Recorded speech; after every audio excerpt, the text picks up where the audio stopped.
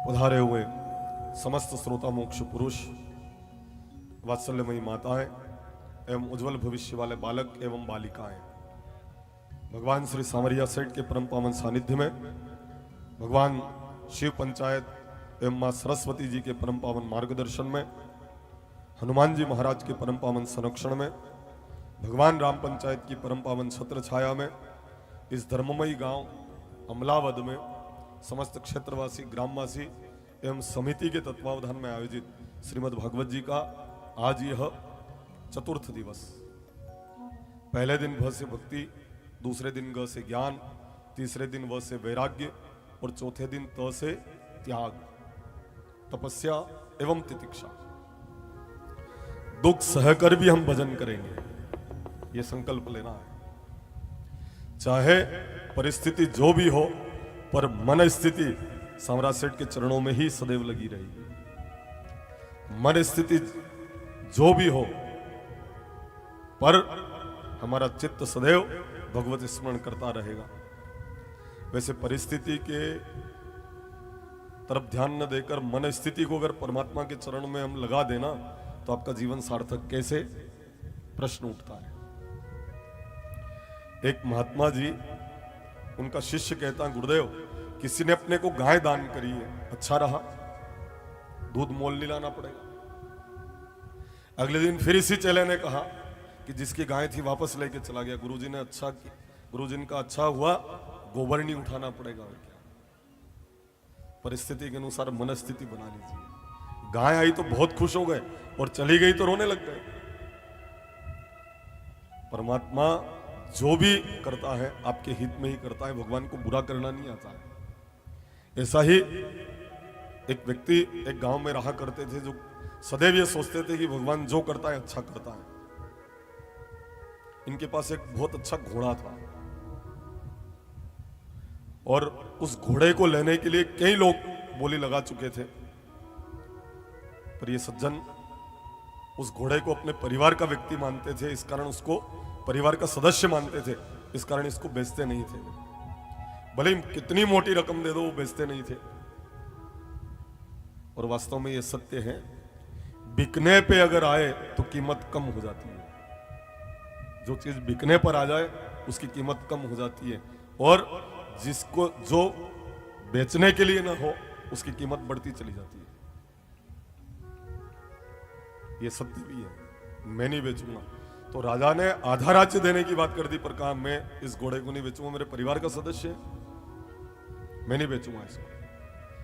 अर्थात अगर बिकने पे आए तो कीमत कम हो जाती है, और जब बेचना ही नहीं चाहते तो उसकी कीमत बढ़ती चली जा रही है। आधा राज्य दे दूं, फिर भी नहीं दिया। पर एक दिन ऐसी घटना घटी, एक घोड़ा जंगल में चला गया। सभी गांव के लोग हंसने लग गए। आधा राज्य मिल जाता, घोड़ा अगर तुम बेच देते, वाकई में तुमने मूर्खतापूर्ण कार्य किया है। भगवान जो करते हैं अच्छा करते हैं, वो कभी भी बुरा नहीं करते। 4 महीने के बाद घोड़ा वापस आया तो जंगल में से 5-7 घोड़े और उसके साथ यहां पर चले आए। अब 5-7 घोड़े उनको पढ़ाया और बड़ी रकम में उन अन्य घोड़ों को बेच दिया, पर यह घोड़ा वापस इसी व्यक्ति के पास रहा है। भगवान जो करते हैं अच्छा करते हैं। अगर घोड़ा जंगल में गया तो भी भगवान ने अच्छा किया है। कई घोड़ों को साथ में लेकर चला आया, व्यक्ति तो फिर धनाढ्य बन गया। तो जो ये सोचते हैं कि भगवान जो करते हैं अच्छा करते हैं, उसके साथ कभी बुरा नहीं होता है। अब तो भगवान के ऊपर छोड़ दीजिए। भगवान आप जो करेंगे हम राजी हैं, जिसमें तेरी रजा है। हम राजी हैं जिसमें तेरी रजा है। अच्छा, एक बात हमें बताओ आप मेरे श्रोताओं, जिसमें उसकी राजी हो, उसमें आप राजी नहीं भी हो तो कई कर लो ना, को ये बताओ, हो तो कुछ भी नहीं सकता है। या तो मजबूरी में वैसे रहो जैसे वो रख रहा है, या फिर अपनी इच्छा शक्ति से वैसे रहो जैसे वो रख रहा है। जिसको मुश्किलों में मुस्कुराना आ गया, वास्तव में उसी को इस धरती के ऊपर जीना आ गया। जिसको मुश्किलों में मुस्कुराना आ गया, उसको वास्तव में इस धरती के ऊपर जीना आ गया। मुश्किल भी आवे तो चेहरे के ऊपर मुस्कान हो, आप दुश्मनों को परास्त करना चाहते हो तो चेहरे पर सदैव मुस्कान रखिए। आपको वार करने की जरूरत नहीं है, आधे धराशायी तो लोग आपकी मुस्कान से ही हो जाते हैं। इतना तकलीफ देता हूं, इतना इसका विरोध करता हूं और फिर भी मुस्कुराता रहता है, वो आदमी समझ ही नहीं पाएगा कि राज क्या है, आखिर इसके पास क्या है कि इतना कष्ट देने पर भी ये अपनी मुस्कुराहट को कम नहीं करता। अब तो सदैव मुस्कुराते रहिए, ईश्वर की सर्वोपरि भक्ति है, भगवान की बहुत बड़ी भक्ति है। आप सदैव आनंदित रहिए और चौथे दिन त से त्यागी भी बनिए, क्योंकि अनुरक्ति कष्ट का कारण, संसार में अनुरक्ति, पर परमात्मा में अनुरक्ति अगर हो तो आपके सुख का कारण बनेगी। सर्व कर्म परित्यक्त मामेकम शरणम व्रज, तो सभी कर्मों को छोड़कर मेरी चरण शरण हो, मैं तुझे सभी पापों से मुक्त कर दूंगा। सभी कर्मों को छोड़कर मेरी चरण शरण हो। घर बार छोड़ के मत चले जाना, आपके बच्चे धैर्य खेड़ी आकर लड़ेंगे मेरे से कि महाराज कहीं नहीं तो हुड़ा तो ताड़ता था कम से कम, आपने उनको भी घर से बाहर कर दिया, और मेरे जैसे 10 बाबूजी आ जाए तो भी घर बार तो छूटेगा नहीं, यह भी पक्की बात है। छोड़ना भी नहीं है, पर इसमें रहना कैसे है। तुलसी जग में यूं रहो, तुलसी जग में यूं रहो, तुलसी जग में यूं रहो, तुलसी यूं रहो कि दोहा चौपाई कीर्तन मत बोलो, यूं रहो नहीं बोल कर कहना है। और मालवा में ऐसी कहावत है, बोले वण का बुरा भी के, नहीं बोले वण की जुबार भी पड़ी रहेगा। और ये पक्की बात है, जुबार तो है नहीं, और बुरा अगर बेचना है तो बोलना पड़ेगा। बड़ी श्रद्धा के साथ बोलकर आप कहेंगे, क्या कह रहे हो?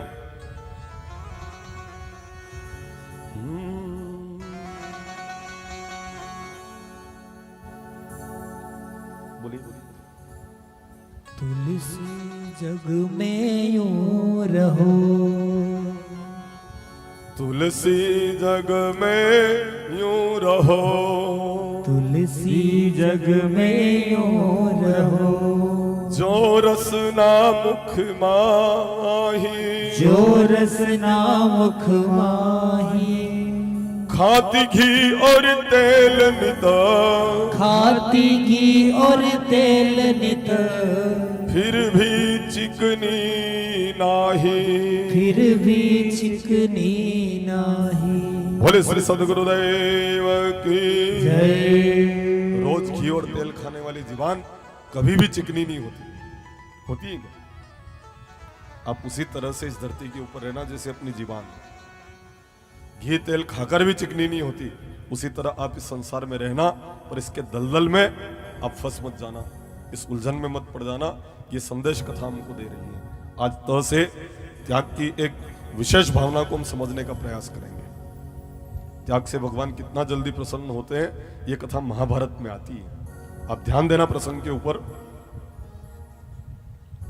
कथा के प्रसंग में महाभारत का एक चरित्र मैं ले रहा हूं।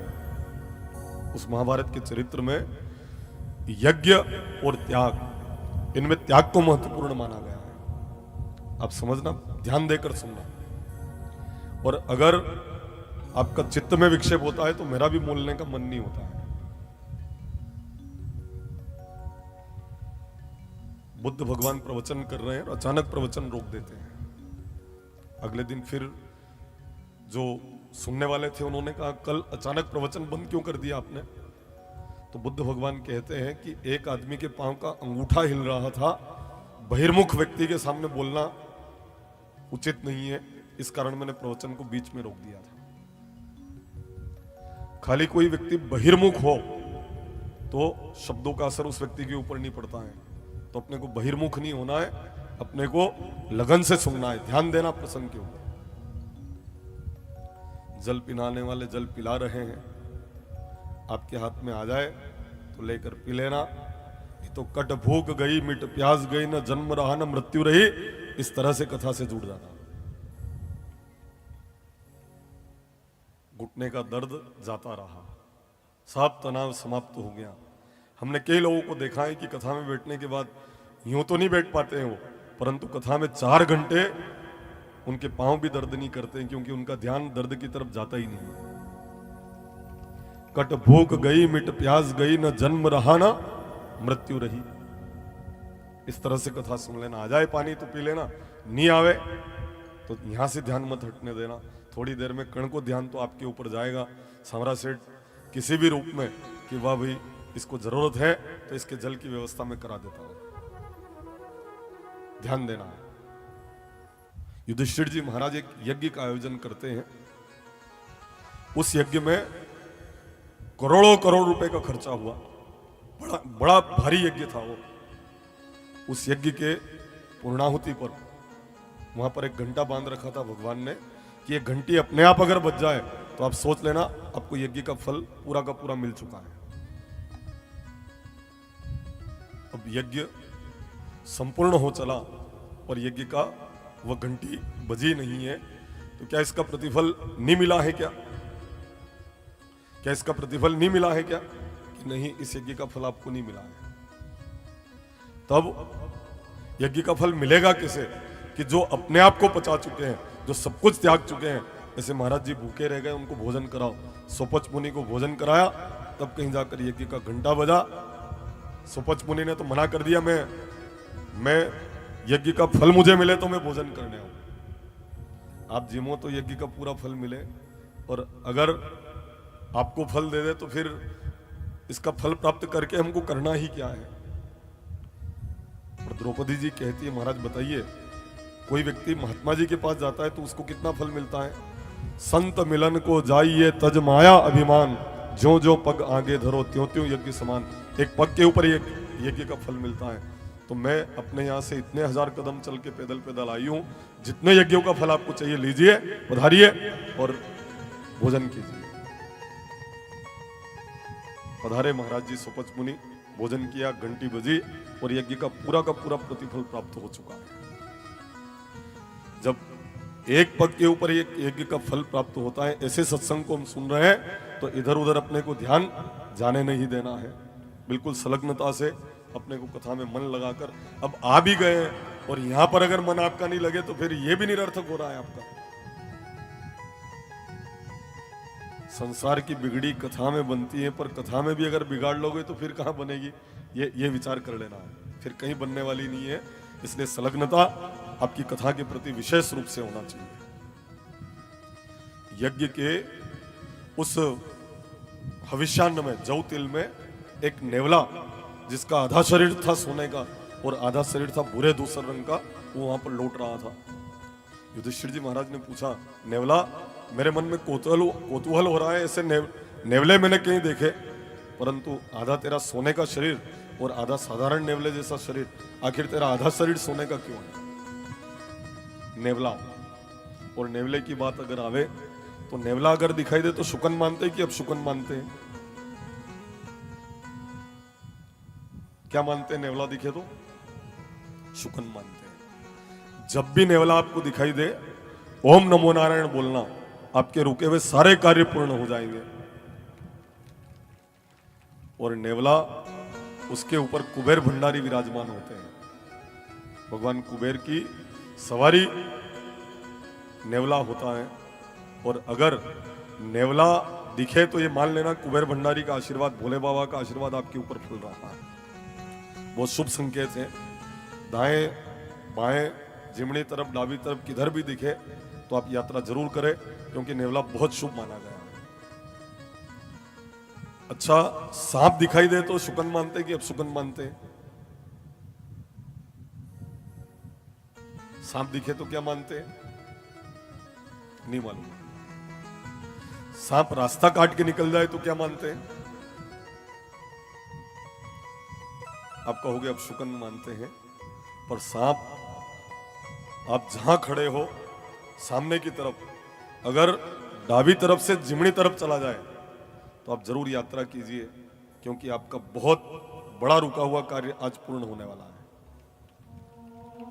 पर हां, अगर जिमड़े हाथ की तरफ से डाबे हाथ की तरफ सांप निकल जावे तब आप यात्रा न करें, क्योंकि आगे बहुत बड़ा संकट आपके ऊपर आने वाला है, इसलिए आप यात्रा को यहीं पर रोक देंगे। जरूरी जाना हो, बहुत अनिवार्य रूप से आपको जाना है, तो वापस पलटकर 10 कदम पीछे आवे, 11 बार हरिये नमः का उच्चारण करके आप पुनः यात्रा करें, तो उस अपशुकन का दुष्प्रभाव समाप्त हो जाता है।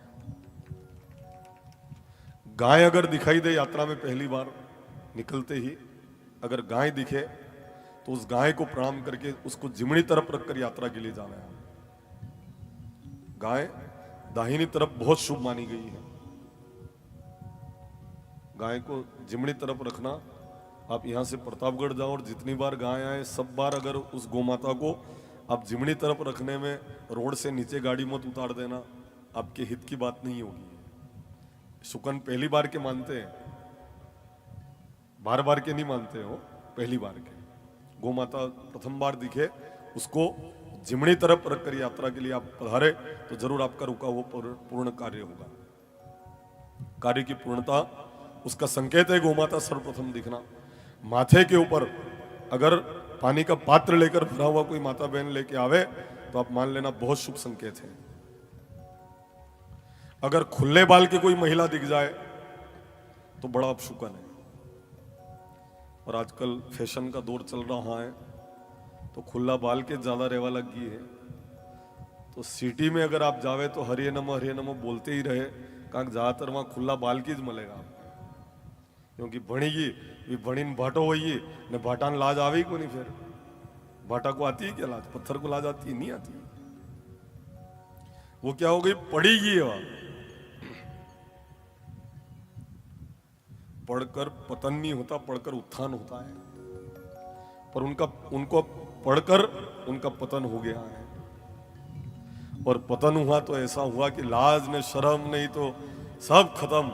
और वहां घरवरा ने भी वहां नामती बतरावा लग गया। इन वृद्ध माताओं से पूछो, अपने पति का नाम नहीं लेती थी, पर अब तो घरवरा को नाम भी बोले। अब देखो कितनी शर्म खत्म हुई है। कितनी शर्म, तो मेरे को ऐसा लगता है कि शर्म को भी शर्म आने लग गई है, ऐसी स्थिति है। और भी अगर अब तो ज्यादा मत कहलाओ तो ज्यादा अच्छा है, ठीक है, गणो यो भी काफी है। खुले बाल की कोई महिला दिखे तो अपशुकन मानते हैं, क्योंकि द्रौपदी ने बाल खोले और कितना भीषण युद्ध हुआ है। जो मुरली बजाकर प्रेम का संदेश देने आए थे उनको महाभारत की रचना करनी पड़ी, क्योंकि इतना अपशुकन होता है बाल खुले रखने का। इसलिए बाल खुले अगर कोई महिला दिखे तो हरिये नमः हरि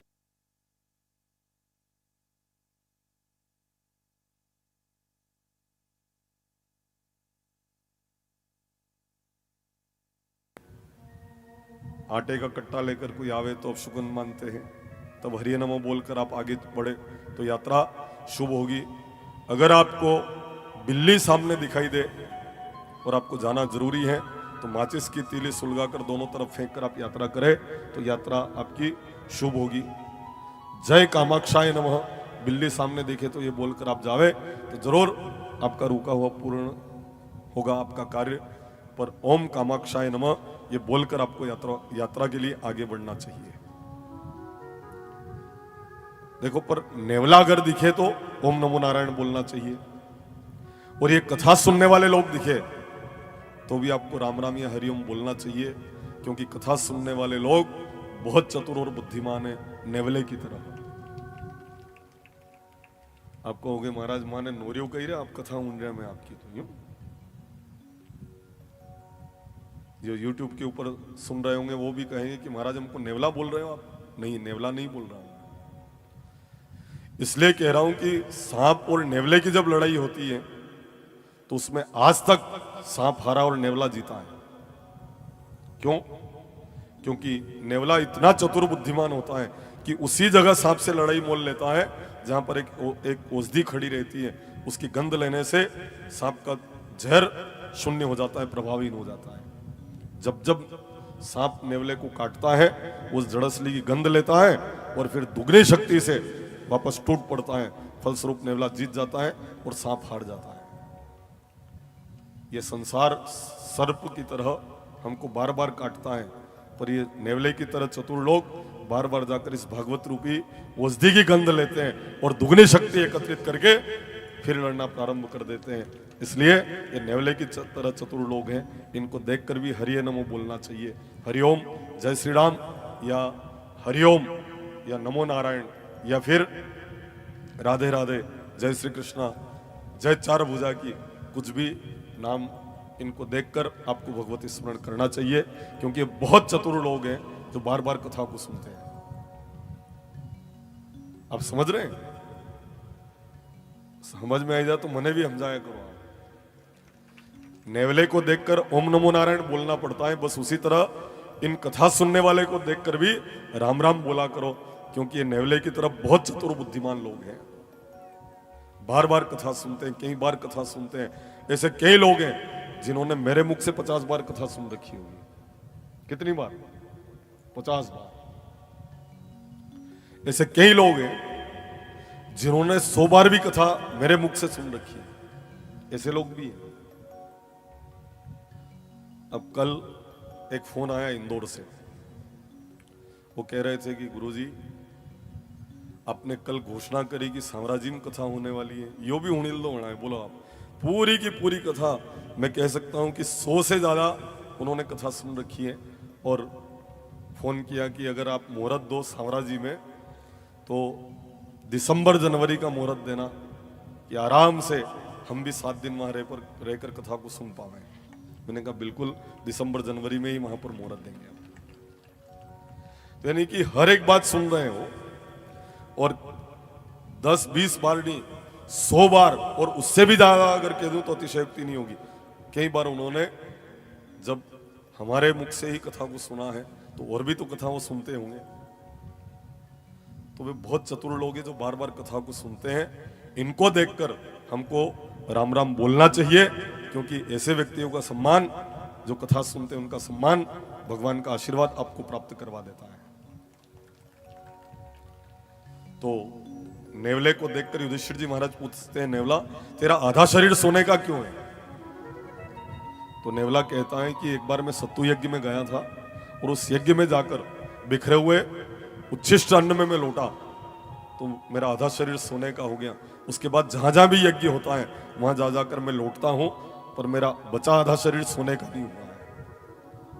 ये सत्तु यज्ञ क्या होता है? युधिष्ठिर जी ने पूछा। तो नेवले ने उत्तर दिया कि हे युधिष्ठिर जी महाराज, एक ब्राह्मण परिवार था और उस ब्राह्मण परिवार में 4 सदस्य थे। एक स्वयं ब्राह्मण, एक ब्राह्मण की पत्नी, बेटा और बेटे की पत्नी। 6 दिन तक इस परिवार को भूखा रहना पड़ा। बहुत गरीब परिवार था। 6 दिन तक ये भूखे रहे।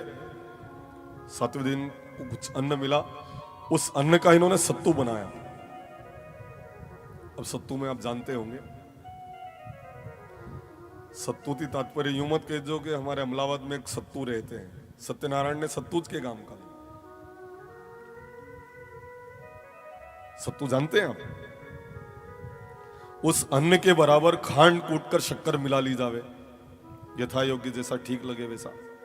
तो उन्होंने उस अन्न को खांड कूटकर शक्कर मिला ली। उसके 4 हिस्से किए।